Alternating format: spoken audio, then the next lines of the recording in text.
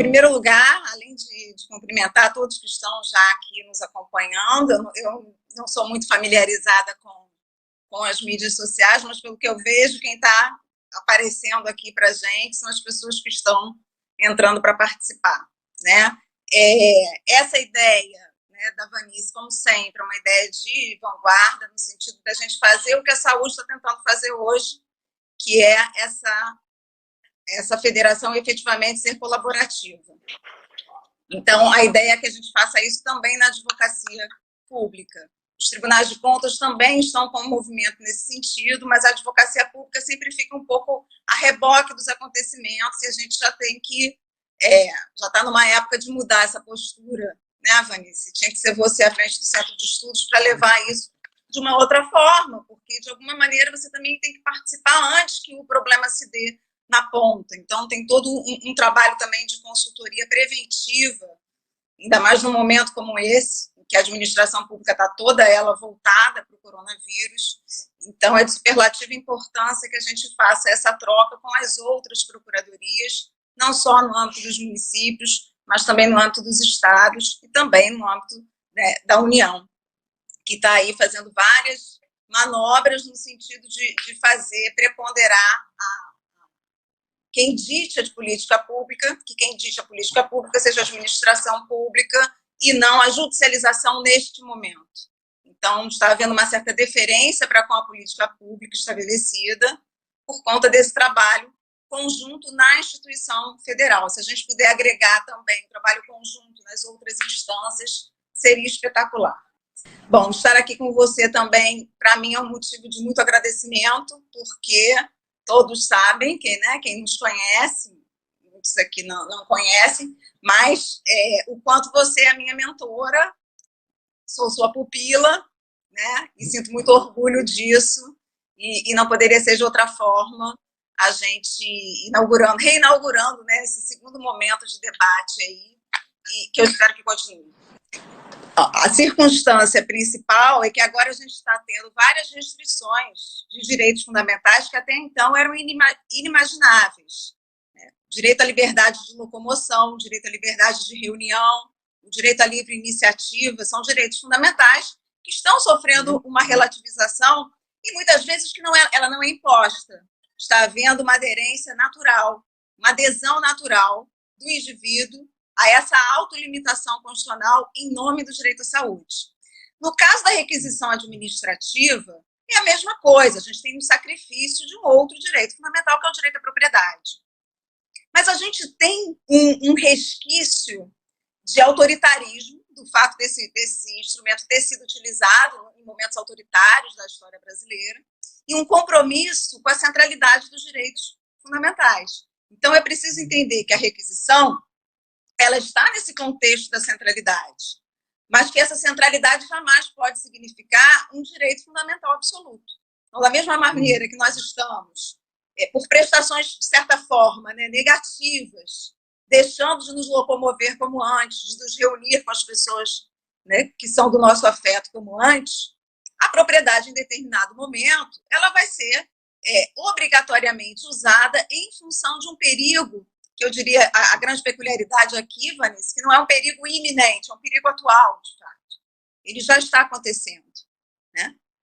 O estado de emergência ele foi decretado pela Organização Mundial de Saúde, pelo Ministério da Saúde, pelo Estado do Rio de Janeiro e pela maioria dos 5.570 municípios, falando em específico do município do Rio de Janeiro, pelo município do Rio de Janeiro também. Então, é um perigo real. Essa requisição recairá sobre bens e também, porventura, pode acontecer também sobre serviços, depois a gente vai ver os tipos de bens sobre as quais ela recai, dependendo sobre quais bens ela recaia, como se dará a indenização por parte do poder público, com o compromisso de que ela seja empregada justamente nesse serviço de saúde. Então, a Constituição estabelece o direito de propriedade, mas diz que ele também tem que cumprir a sua função social. Eu diria que, nesse momento, a função social desses bens, que porventura possam ser objeto de requisição, e isso será como a última ratio do agir administrativo, jamais como uma primeira opção administrativa, será apenas para aqueles momentos em que realmente ou não dá para esperar um outro bem para satisfazer aquele interesse público, para garantir aquele direito à saúde, ou em casos de preços abusivos, no caso de bens fora do comércio. São nessas hipóteses que a requisição vai se fazer presente, mas ela será necessária para o atendimento a essa demanda. Ela está sendo, a gente vai ver alguns exemplos depois, ela está sendo já necessária para essa demanda, principalmente no caso dos preços abusivos. Porque não adianta você pagar muito alto hoje por um bem, ainda que seja por contratação direta, com o permissivo, inclusive, normativo da nova lei de coronavírus, que admite uma certa oscilação de preço, e amanhã não saber quanto será essa conta, porque amanhã a gente não sabe quanto que a gente ainda vai estar precisando do Sistema Único de Saúde para fazer frente às internações que virão. Então, nós vamos ver, então, por que a requisição ela, a priori, é gratuita, salvo, obviamente, nos bens consumíveis. A requisição, na verdade, para quem não lida muito com o direito, e eu estou vendo que também tem pessoas aqui que não são necessariamente da área jurídica, é como se ela fosse um comodato. O que a Constituição diz é que, no caso de iminente perigo público, que é a situação que nós estamos vivendo do coronavírus, o poder público poderá usar da propriedade particular, e às vezes até dos serviços deste particular, para fazer frente a este perigo que está sendo enfrentado pela sociedade como um todo. E que depois ele será indenizado se dano houver. Portanto, a princípio, é um contrato, é um comodato, que é um empréstimo gratuito, que a gente chama. Você só vai ter que pagar depois se você causar algum dano àquele bem do qual se utilizou. Obviamente que se é um bem consumível, não é um bem imóvel, não é um bem infungível, se ele é consumível e fungível, o próprio uso vai gerar a extinção da propriedade. E nesse caso, realmente, você tem que pagar por ele. Por isso, a gente já está fazendo todo um trabalho de cotação desse preço, para que também não seja surpreendido depois que acabar a epidemia, que a gente espera, a pandemia, porque ela é internacional e simultânea no mundo todo, espera que essa conta não fique para depois, para a gente entender depois, para a gente somar depois. Né? Mas a princípio... aí eu queria aproveitar, deixa eu aproveitar o gancho do seu comentário, enfim, e vamos direto ao ponto de algumas questões aí que já estão surgindo. Você sabe que é com requinte de crueldade, Alice, eu chamo você, não é para responder a coisinha fácil. Né? E você já coligiu essas perguntas antes, né? É igual eu fiz com o Rafael, né? Eu faço a pergunta surpresa ao vivo. Né? Veja só, a gente tem vários estados, já cheguei a fazer uma compilação, olha, Bahia, Mato Grosso do Sul, Paraná, Rio de Janeiro, Santa Catarina, que, regulando as suas próprias ações relacionadas ao combate à pandemia, previram a requisição, a exemplo do que fez a Lei 13.979, e já disseram, olha, em havendo requisição, que nós vamos pagar é tabela SUS. Outros tantos estados já não fecharam isso. Senão, aí a gente vai fazer a indenização. Né? E aí eu queria te ouvir, quer dizer, muito inteligente esse critério, de você já pré-estabelecer, justamente por conta dessa impossibilidade de você, se não o fizer desde agora, poder suportar depois, dentro desse se dano houver, uma liquidação desse valor, cujos parâmetros a gente não tem a menor noção de quais serão no futuro. Então, se puder estabelecer de antemão, tanto melhor. E a tabela SUS é um parâmetro universal, serve para o Brasil inteiro. Existe um projeto de lei, inclusive, que propõe isso. Depois eu repasso, estava na minha cola o número do projeto de lei, mas existe um projeto de lei, a gente vai falar sobre ele. Nessa parte, ele é positivo, no sentido de estabelecer que eventuais leitos que sejam requisitados de hospitais, certos procedimentos que sejam requisitados ou sejam com base na tabela SUS.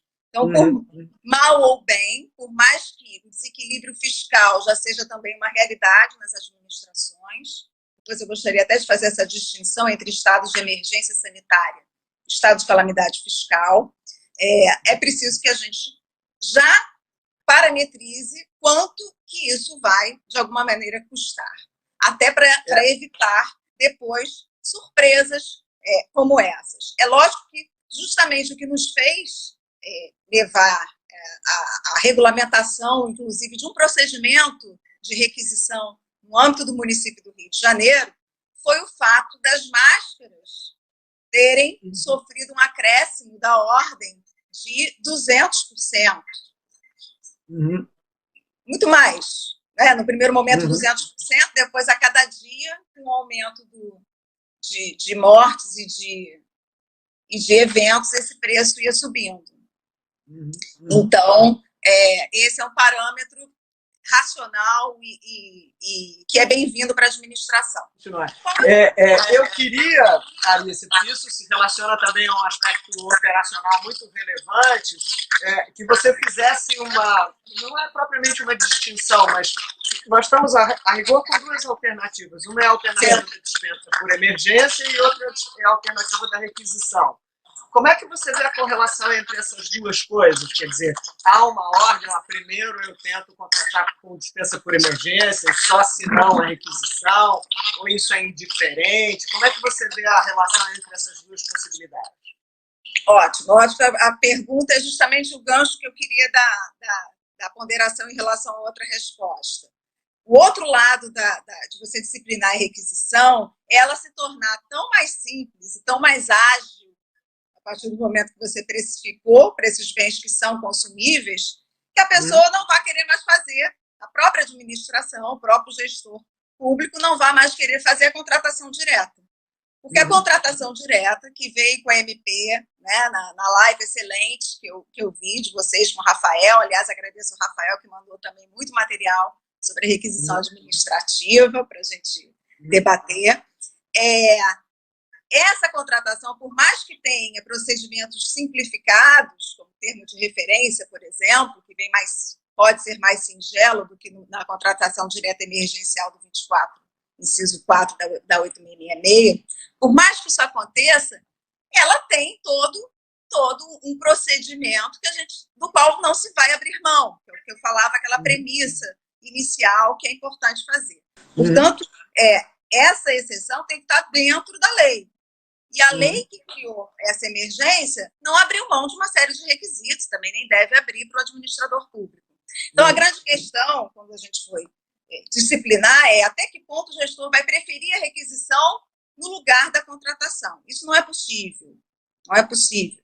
A contratação direta, se for possível, se for viável, se houver aquiescência por parte do contratado, ela tem que sofrer o rito, ainda que seja um rito mais flexível, né, e menos rigoroso da nova lei, da Lei 13.979, mas tem que ser feita a contratação direta. E mais, a administração também, além da contratação direta, tem que estabelecer, não exatamente um contraditório com o requisitado, mas uma tentativa de negociação prévia, até para se verificar se naquelas circunstâncias cabe mesmo a requisição, porque aquela recusa ela é injustificável.